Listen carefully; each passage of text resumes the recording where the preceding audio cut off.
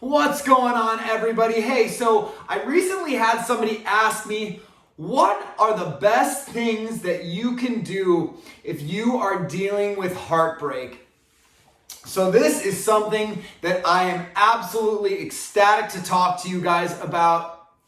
I myself have been there before. I've been on the receiving end of a breakup, of a divorce, and I have experienced heartbreak throughout my life. And the following strategies are the things that worked the best for me. But let's go ahead and kind of talk a little bit about the way that you are feeling right now, why that's happening, and some of the things that you can do to change the way that you are feeling right now.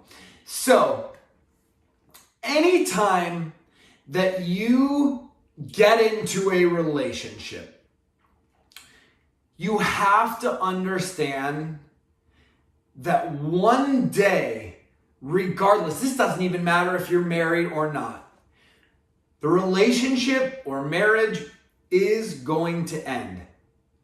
Now, that does not always mean it is going to end because they leave you or the person cheats on you, but eventually you got to come to terms with the fact that we all die. Life is finite. Our relationships with people are finite. They are not meant to last. Nothing in life is meant to last. Things are supposed to come into your life for a time, and then they leave. Sometimes something will leave your life temporarily. You'll be without it for a while, and then it'll come back. I mean, think of times when maybe you were friends with somebody, and then you guys had some tiff or whatever happened, and a couple of years later, you guys reconnected, and you guys are friends again. You've got to come to terms with the fact that what just happened in your life, the heartbreak that you were experiencing in your life, it was inevitable. Whether it happened now or whether it happened a year down the road due to another circumstance, it doesn't really matter. Now listen, nobody wants to be cheated on. Nobody wants to put their trust in somebody and form a bond that then later gets broken because someone couldn't be honest with the other person about maybe how they were feeling in the relationship. And, I know how bad that hurts because I was on the receiving end of that. Prior to my divorce actually starting, I had an incident that occurred where one day I had just gotten my ex now, and I had just gotten a brand new puppy. This is just 1 month after our dog, but it really was my dog, because I had it prior to the relationship with my ex. He had unexpectedly passed away.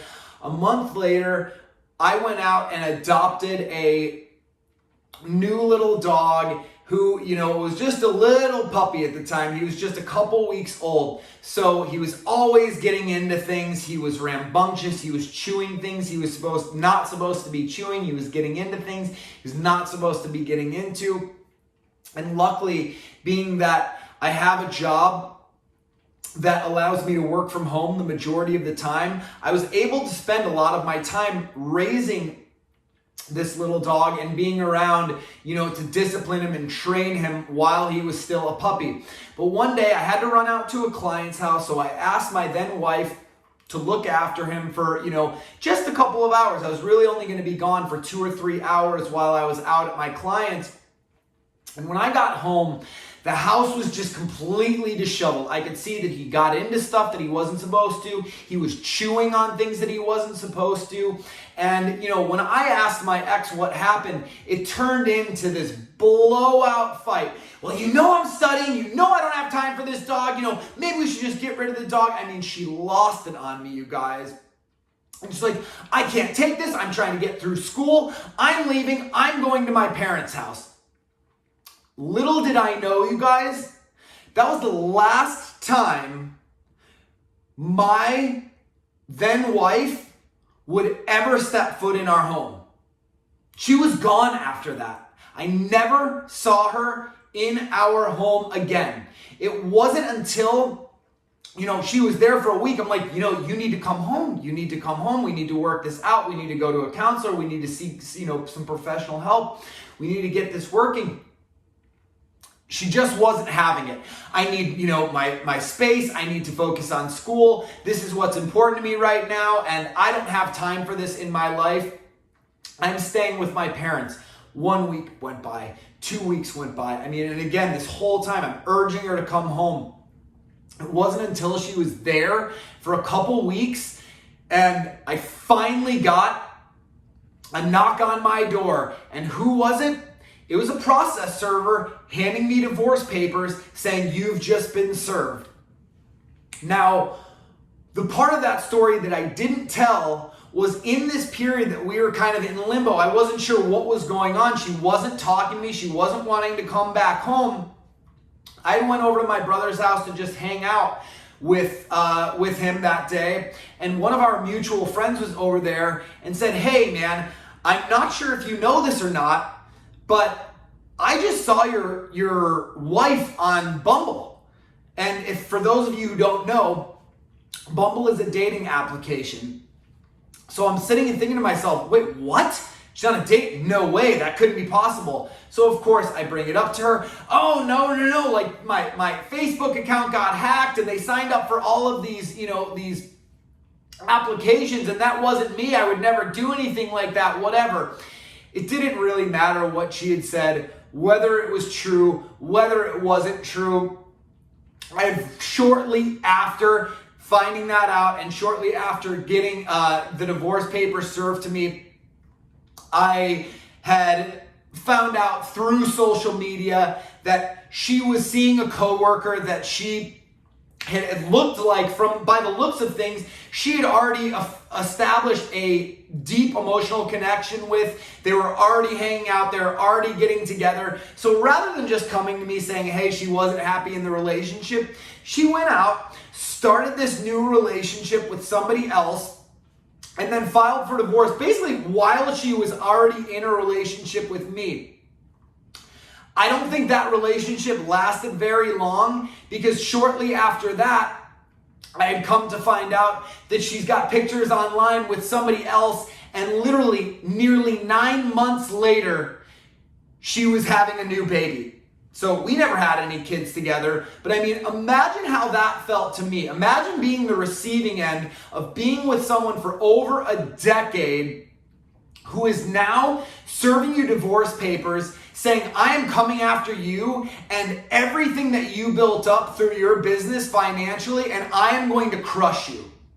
Imagine how devastated you would feel. And to be honest, you guys, I was devastated. I was completely heartbroken. This is somebody that I put all of my trust and faith in, that I imagined myself being with forever. Now, we didn't have the perfect marriage. We absolutely didn't. We had things that we needed to work on and we needed to get over. But it only takes one person to leave a relationship. It doesn't matter if the other person is grasping or holding on. And that is something I want to talk to you guys about, okay? Part of the reason that you are feeling the way that you're feeling, you're experiencing these negative emotions and this heartbreak, is because you are trying to hold on that vision of your life. The vision of your life that you created with this other person always being around, or always being there, or always being the only person romantically in your life. You guys, stop and take a second to think about me at that point in my life.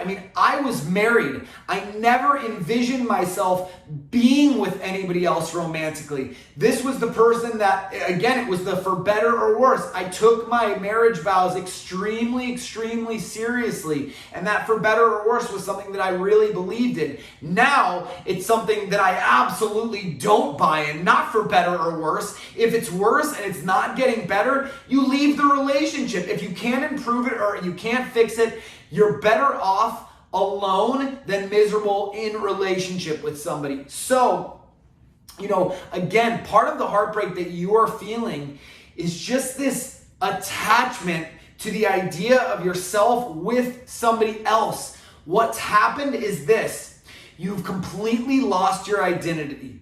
You've completely lost your sense of individuality because you have for so long or for a certain period of time been solely identifying yourself with that other person. It's like they become a part of you and you feel lost when they're not there.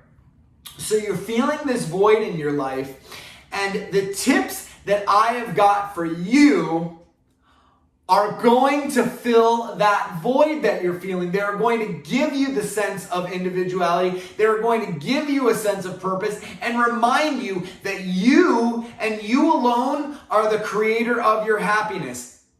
And you can be fulfilled just as much as somebody that's in a relationship while you are single. Don't let societal norms tell you that you are any less of a person because you are not in a relationship or you are married. That is complete bullshit. So don't buy into that lie that has been fed to you by the media and by our society. You are enough. All that this really is you thinking that because you have somebody, they make you more. Oh, I've got this. Just check out this trophy. She's like, what a babe. You see this girl? That's your ego, you guys. That's your ego. Thinking that you need something more beyond you, outside of yourself, to make you who you are. And that is a lie. That is a trick of the mind, and that is a trick of the ego. Don't let your ego trick you into believing that you are not enough as it is alone. So, here's what's going to make you feel empowered, and here's what it's going to give you the feeling that you are on the right path, you are enough as you are, and you can be fulfilled individually without a relationship or without a marriage.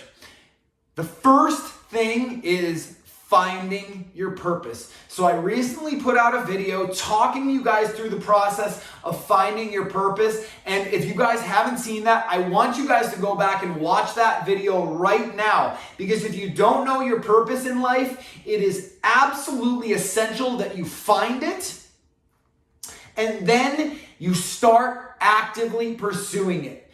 That is going to fill the void in your life. That is what is going to give your life meaning and allow you to live a purposeful life.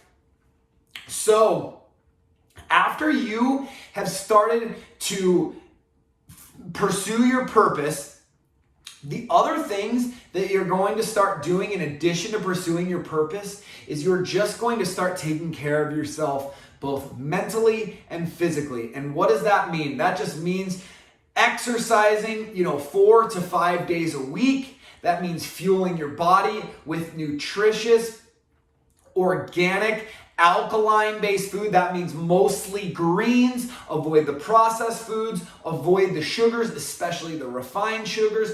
Cut soda out of your life. Just drink water and start fueling your body with the things that it needs to operate in a peak performance state. So that is going to get you feeling good physically and mentally. And because you have a purpose, you are taking action every day to chip away at your goals and the things that you want to accomplish in life. So in addition to those couple of things, you should absolutely start embracing a social life of abundance. That means going out, being active, doing things, getting together with the people who support you and enlighten your life and add positivity to your life. So when you have the social life of abundance, hey man, you want to get together and just do dinner? Or, why don't you come over and we'll watch a movie? Or, hey man, I was thinking about getting out of town and going on this hike, or, going here and checking this out. Having the social life is going to give you that feeling of abundance. and make you, remind you that you are enough on your own. So once you've done those couple of things and you actually start feeling better, because I don't want to tell you that just get over the way that you're feeling. No, you should embrace the way that you're feeling after heartbreak. If you're feeling sad, if you're feeling down, or you're feeling depressed, don't just go to your doctor and say, hey doc, can you put me on, one of those antidepressants or, anti-anxiety medications? Don't do that, you guys. This is situational depression, which is completely normal. And when you love your partner, it's completely normal to feel sad or down when that person is no longer in your life, even if you're no longer in love with them. So once you've actually taken the time to process those emotions, start living your best life by going out and dating again. And that's only if you guys want to and you feel ready for it. But when you start going out and you start dating again, you're just taking back your freedom. You're kind of reminding yourself that you can go to bed whenever you want, you can eat whatever you want, within reason, of course. Try to follow my suggestions there at least 80 to 20% of the time. And by dating again, seeing what's out there, it's going to actually empower you. It's going to remind you that love and falling in love, the process of falling in love is something that you actually can do over and over and over again throughout your life. Now, I'm not saying go and start creating all these relationships with people. And, I can tell you that if you do start doing that, somebody's going to get hurt somewhere in the equation, whether it's the other person or whether it's you personally. But I can tell you from my own personal experience that the act of falling in love, that process and the way it makes you feel, in my personal opinion, is one of, if not, and probably to me it is, the best feeling in the world. I legitimately am not sure that there is anything better than feeling like you are falling in love with someone and you're head over heels about them, and you wake up and they're the first person on your mind. You go to bed and they're the last thing that you think about in life. That feeling is worth living for. I mean, to me, it's the best feeling on the face of the earth. It's what we are meant to do. We're meant to feel the deepest forms of love in our life. But I can tell you that if you are not following your purpose and your purpose isn't the primary source of your fulfillment, of your happiness, it's really hard to find love with somebody that's going to be lasting, and that, even if it should end, it's not going to leave you feeling with a void. Because what happens is that the people who fall in love and then stop pursuing their purpose, they don't have any sense of individuality anymore. They don't have any, personal things that they are doing without their partner, without their spouse, that make them feel alive, make them feel important, and make them feel as though their life is exciting and worth living and something, that they should be striving for and working hard to achieve. So if you guys have experienced heartbreak, or you're just, now experiencing heartbreak, let me know how you guys are feeling right now. Are you just going to sit around and sulk all day and, listen to depressing music and watch sad shows on TV, about heartbreak and that kind of crap?